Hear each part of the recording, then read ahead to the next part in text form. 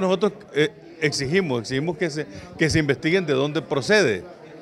porque son libelos y son acusaciones anónimas, muy propias de los escuadrones de la muerte que operaron en la década de los 80 y que inevitablemente hoy están actuando con mucho más impunidad que hace unos años. Y por lo tanto nosotros, bueno, yo no estoy en ninguna condición para acusar directamente de dónde proceden y por lo tanto exigimos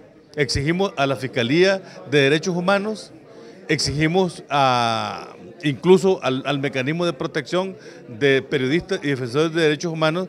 que procedan a las investigaciones pertinentes para que nosotros sepamos de dónde viene, porque no se trata de que nos protejan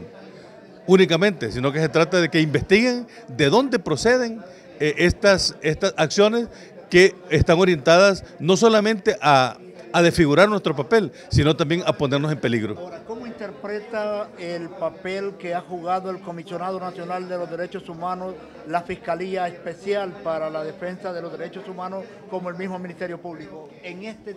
tipo de acciones que se han dado después del 26 de noviembre? Yo más bien lo devolvería con una pregunta, ¿cuál es el papel que han jugado? Porque en una sociedad en donde se violan los derechos humanos, las instituciones responsables de defender a quienes son violados en sus derechos humanos tiene que ser evidentemente clara, con un perfil altísimo. Sin embargo, yo no he visto ni a la Fiscalía de Especial de Derechos Humanos, ni menos al Comisionado Nacional de Defensa de los Derechos Humanos, no he visto ni he experimentado en mi propio caso que estén defendiendo mis derechos, sino que a mí lo que me parece es que están más bien defendiendo al Estado en contra de nosotros. Padre, ¿cómo califica estas acciones que hace el Ministerio, digo, las Fuerzas Armadas, los soldados, los militares, cuando andan de colonia en colonia, de casa en casa, buscando a los que se manifestaron después del 26 de noviembre? Responde a un patrón, a un Estado perseguidor de opositores que no controla y que responde a un modelo de Estado que responde a lo que nació hace 100 años, un fascismo, en donde al que protesta no se le ve como un adversario, sino que se le ve como un enemigo a eliminar y por lo tanto hay que crear condiciones no solamente de persecución, sino que de miedo para que no haya protesta. Usted, al igual que yo y mucha gente, vivimos el tiempo de la década de los 80. ¿Estamos en iguales o en peores condiciones? Bueno, supongo que lo dice por las canas y por las muchas libras que nos cargamos. Yo creo que hoy, después de varias décadas, las condiciones están peores todavía que en la década de los 80, porque antes, digamos,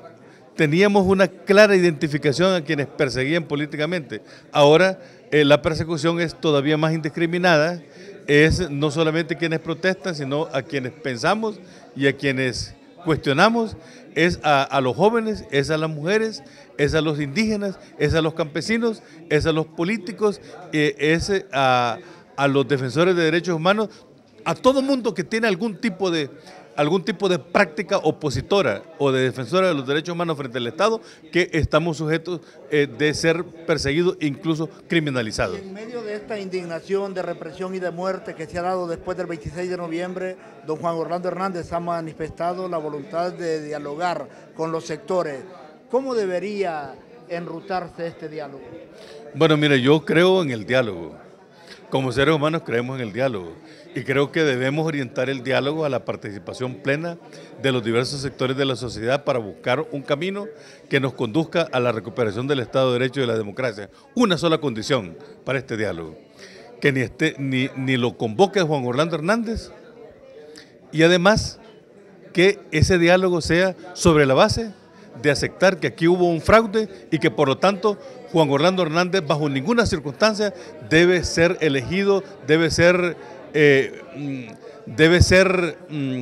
juramentado como presidente de la República, porque cualquier diálogo en donde él esté presente como presidente